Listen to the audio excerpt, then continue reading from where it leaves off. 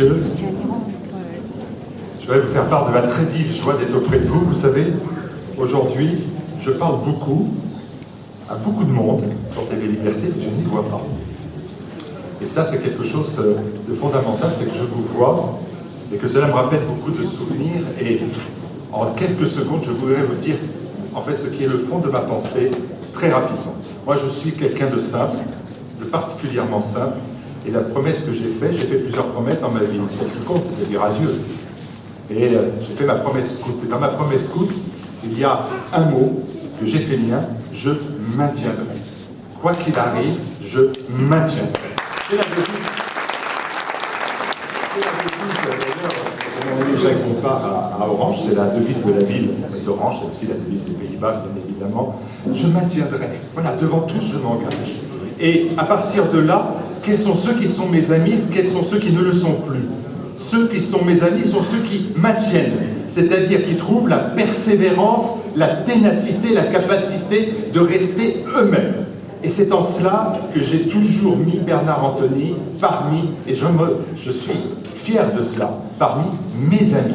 Et même plus fier encore d'être son ami, parce que cet homme-là a maintenu, et maintient encore, pour la France, pour cette France, et on est le 29 ans, pour cette France qui, comme moi je le pense, il la veut une, grande et libre. Cette persévérance et cette ténacité, je l'ai trouvée ailleurs, dans d'autres hommes, bien sûr, parmi vous, et plus jeunes. Mais il y a une personne, défunte aussi, avec qui j'avais trouvé cette même notion, c'était Jean Ferret, il y a 30 ans, qui avait cette notion de persévérance, de ténacité, cette volonté de construire quelque chose. Et je l'ai retrouvé 30 ans plus tard. Un homme aux antipodes de cela, avec qui les affinités n'étaient peut-être pas aussi sincères et aussi faciles finalement qu'avec Bernard. C'est Philippe Millot qui est le président de la chaîne et qui a par ténacité et persévérance, alors que personne n'y croyait et que personne n'arrivait véritablement à le suivre, a créé en janvier 2014 une véritable révolution dans le paysage médiatique français, avec la création de TV Liberté, qui est aujourd'hui devenu le navire amiral de la réinformation. Une alternative à la presse classique, à la presse à genoux devant la doxa conformiste, d'ailleurs même couché, plus à genoux, couché devant les oligarques et les groupes de pression. TV Liberté, c'était un espace profitant de l'Internet, profitant des nouveaux moyens techniques et de l'audiovisuel, d'être indépendant, d'être alternatif, d'être dissident. Et la dissidence, c'est une vertu qui doit être vécue comme un motif de fierté. Vous êtes des dissidents, ils sont des dissidents, nous sommes des dissidents. Chaque jour, 30 000 téléspectateurs, c'est le groupe Liberté, aujourd'hui avec son site de télévision TV Liberté, avec sa web radio, Radio Liberté, avec ses sites d'information européens, Euroliberté ou régionaux. C'est ce que nous appelons aujourd'hui le groupe Liberté. 30 000 téléspectateurs.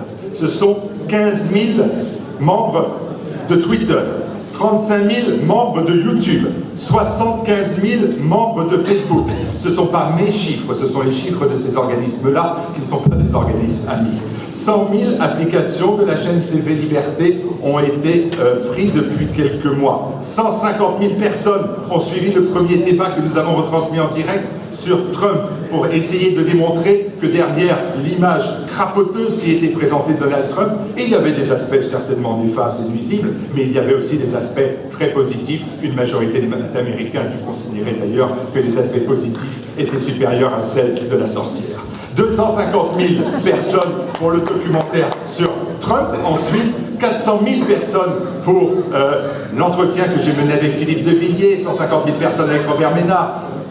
J'ai reçu, je crois pas, je suis même sûr maintenant, vendredi, Patrick Buisson, on en est à plus de 100 000 en 24 heures. Voilà, ça ce sont des résultats tangibles, une nouvelle fois, menés par des associations, des sociétés, qui sont des sociétés américaines, YouTube, Facebook, Twitter. Ils ne veulent pas notre bien, donc ce ne sont pas des chiffres pipotés, ce sont des chiffres réels qui démontrent aujourd'hui que TV Liberté, eh bien, a marqué les esprits. Pour vous dire, très simplement, cette semaine, nous avons été écoutés par plus de personnes que iTélé en grève. Certes, en grève, mais néanmoins, c'est comme ça. On était plus écoutés que par iTélé.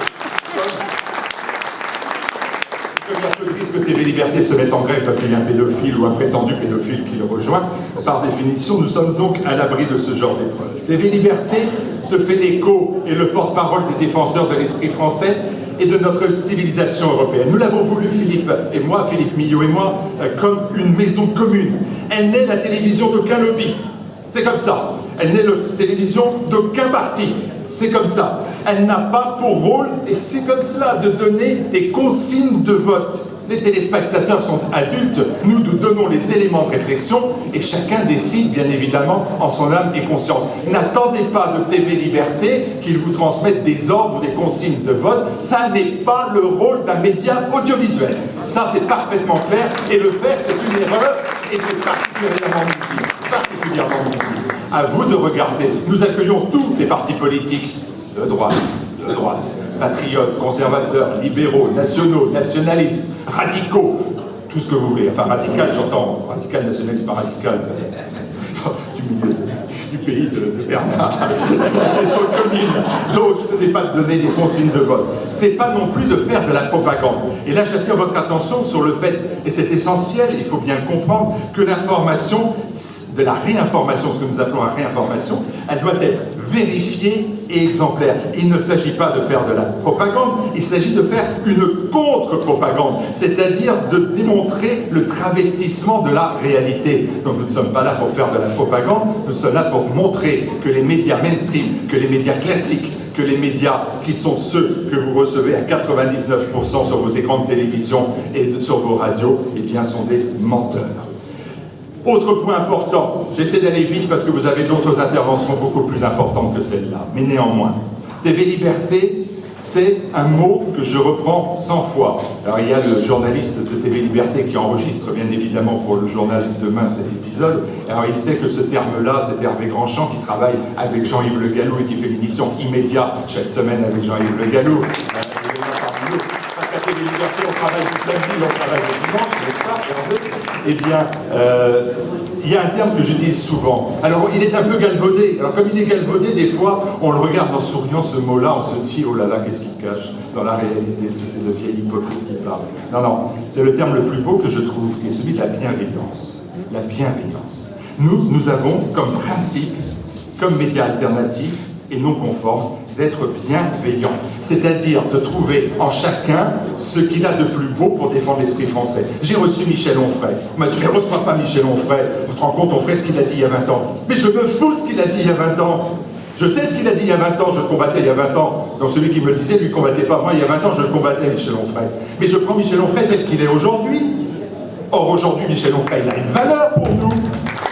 Est-ce qu'il se trompe, est-ce qu'il se trompe pas? Et c'est à vous d'en juger, mais c'est pas à moi de l'empêcher de parler, puisqu'il veut bien venir.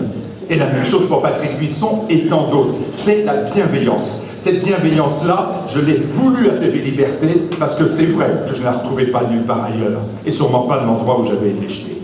L'objectif de TV Liberté est aussi d'être un créateur d'informations. 3 heures de création par jour, 16 à 20 heures de création par semaine. C'est pas seulement un média qui répercute les informations, c'est un média qui les crée, qui essaie de créer l'information. Les jeunes, et Hervé dirait plutôt de créer le buzz. C'est la présence dans les meetings, c'est la présence dans les conférences, c'est le reportage que nous avons fait avec nos reporters dans le Donbass en guerre, aux frontières de la Hongrie, en Italie, en Suède, en Autriche, en Serbie, en France quand même, à Calais, mais aussi en Grèce, en Ukraine, nos correspondants locaux qui sont aujourd'hui à Marseille, à Nice, à Montpellier, à Nantes, à Lille, à Strasbourg, au Parlement, etc. Et puis c'est enfin un mode économique qui est le plus beau, le plus vertueux, c'est celui de la pauvreté. La pauvreté, c'est une vertu, c'est le don, ce qu'on appelle le don. Maintenant, on appelle plus ça, monsieur l'abbé, on appelle plus ça le don, on appelle ça le financement participatif. Bon, c'est toujours la même chose, il faut mettre la main à la poche. Mais néanmoins, c'est tellement beaucoup plus beau, le financement participatif, c'est le don. Ce don, il a, monsieur l'abbé, vous le savez, une valeur intrinsèque, c'est qu'il ne rend, on n'a pas de rendre de compte à personne d'autre qu'à celui qui a donné. On n'a pas à rendre compte à des grands donateurs, on n'a pas à rendre compte à des gérants ou à des garants pour nous de notre liberté. Et donc nous avons en retour une gestion parcimonieuse et forcément pointilleuse de nos moyens financiers. Bah oui, c'est vrai, un sou est un sou. Bon, bah voilà, c'est comme ça que fonctionne TV Liberté, avec, je vous le rappelle, 15 salariés aujourd'hui et l'équivalent en bénévole, c'est-à-dire une trentaine de personnes qui travaillent maintenant quotidiennement pour la chaîne TV Liberté. Alors, qu'est-ce que le projet, enfin? J'aurais tenu beaucoup, hein, voilà. Notre projet, c'est quoi? J'ai dit un jour que c'était être le Fox News à la française. Fox News, vous savez, c'est la chaîne patriote américaine, conservatrice, pas très sympathique. Alors, je trouvais un exemple, si vous voulez, je ne pouvais quand même pas dire, je voulais être BFM ou iTélé, donc j'ai été chercher ça pour quelque chose que je trouvais assez sympathique. Donc j'ai dit Fox News à la française. Bon, mais en fait, dans la réalité, je veux remplacer BFM. En fait, dans la réalité, c'est ça. Donc, j'ai pas dit Fox News, je veux remplacer BFM. Oui, on peut remplacer BFM. Vous allez me dire, bon, ça va, il est bien, il a déjeuné, il est en forme, et il a bien bu, parce qu'il est normal, d'ailleurs, parce qu'on est des patriotes, et on voit bien. Mais derrière la boutade, mesdames et messieurs, il y a véritablement un fond de vérité. Le groupe Liberté, lui, il a deux devoirs. Son devoir, c'est de proposer, de préparer ce monde d'après. D'être constamment à la recherche de la vérité dont nous savons qu'elle est à la fois révolutionnaire, mais nous savons aussi qu'elle rend vraiment libre, nous le savons pleinement cela. Et cette liberté-là, mesdames et messieurs, nous voulons non pas l'imposer, nous voulons la susciter, la créer, de façon à ce que les Français demain jettent BFM, jettent iTélé, jettent LCI, jette France Info. On va procéder au grand remplacement audiovisuel.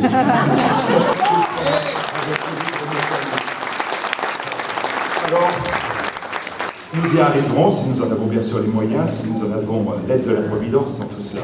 Je vous disais tout à l'heure qu'il y avait cette chant de ma promesse de scout.